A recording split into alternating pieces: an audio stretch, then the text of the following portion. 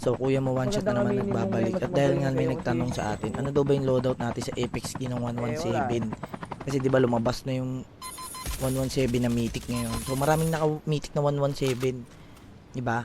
Siyempre marami na nag-gold draw kasi marami nag-antay. Tapos yung isa dito, pinektusan natin. Walang Kasi muntik niya tayo madali. ayoko sa'yo, bot So ka lang. yung Gusto ko skin yung ginamit ano. ko rito, skin, yung Apex skin lang. So mamaya ipapakita ko pagkatapos ng video yung loadout ko sa 117. Kaya yung unay muna natin yung mga borloloy dito, yung isa dinown natin yan. So syempre may susunod pa dyan. Yung isa dito nagmamarsilin pa eh. Kaya pinektusan natin, sabay shockwave tayo, pinlang tap natin yung isa. Diba? Napaka basic. Talaga nabibasican talaga ako sa Odem eh. Diba? Hindi, joke lang. So after natin doon, may naligaw pa dito, pinektusan din natin. Tapos pag push ko, nagulat ako, biglang may dumungaw na bot. Hindi pala bot, sorry, tao pala yun. Kaya pinabalik natin siya sa lobby. So after natin maubos dyan, syempre rotation tayo. So may nadaanan ako dito, nagpapanggap na siwang ng bato, pinektusan din natin, pinabalik na rin natin sa lobby. So rotation ulit tayo, and then Apex skin lang yung ginagamit natin. So depende na sa loadout nyo yan, papakita natin loadout. So yung isa dito binabaan natin, shockwave natin yan. Tapos muntik na tayo madali, buti sinalubong niya yung bala ng shotgun natin. Ayan, nagpo-floor walks na siya dyan eh. So syempre nalulungkot siya dahil mag-isa siya. So sasama na yung kakampi niya. So isa niyang kakampi rito nagpanggap na unggoy. So hindi ko makita kasi si Maris tayo eh. So isa dito nagpanggap na unggoy. Kaya binigyan natin ng saging. Binigyan natin saging kaso maliliit lang, butil-butil. So dito bumaba na yung unggoy. Syempre tinuluyan na din natin. Kasi malungkot yung kasama niya habang nanonood eh.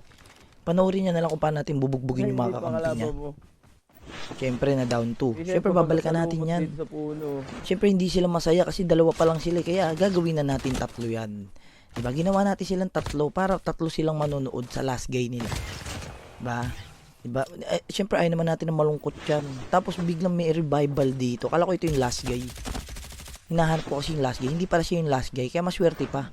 Siyempre nag-flank na tayo dyan. So nag-ano na yun. Collapse na rin yung zone. Nag-shockwave tayo. Siyempre pasukan natin yan. So one tap natin yan dyan. Kaya siyempre isinama na natin siya. Pinadapa ulit. Kakabalik niya lang pero babalik ulit siya. Diba? So malungkot eh.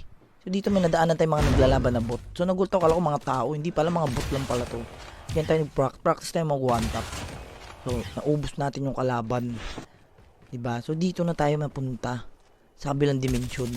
Yung isa dito, kala niya madadali niya tayo eh. Hindi niya alam siya yung gagawin natin punching bag. Binugbog natin siya doon. Diba? Wala siyang kapalag-palag eh. Partida epic skin lang yung ginagamit natin. Diba? So gusto ko na matapos yung game eh. Para maipakita ko na sa inyo yung loadout natin. Kaya nag-jackal tayo dito. And then meron pala dito sa taas. Nagpapanggap na lumot. Binabaan na natin agad. Siyempre, sinakod na natin kasi hindi tumama. Buti na lang, walang tutok si kuya sa one tap. Yun yung mahirap eh. Nagpipilit ka mag one tap. Pero hindi ka naman talaga one tap user. Aray ko. So 1v1 situation tayo dito. Ayan, syempre pinag-prank na agad tayo. One tap ko pa nga kahit malayo eh. Bakit? Kasi burloloy tayo, di ba? Joke lang yun, syempre. Pag ganyan, alam nyo na, kinakabahan na yan. Bakit? Kasi hindi siya sumusugod eh.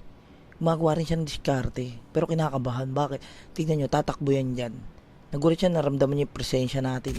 Yung nagmamarsilin, napakabagsik nga niya magmarsilin dyan eh. Kaya syempre, pinuwi na natin. Pinabalik na rin natin sa lobby. Kasi masyadong nagalingan. Oo, masyadong kagalingan, boss. Ha? Kaya kung natapos mo itong video na to, make sure na mag-follow ka na dyan, mag-react ka na din. And then, kita kasi na lang ulit tayo sa susunod na video. Bye-bye!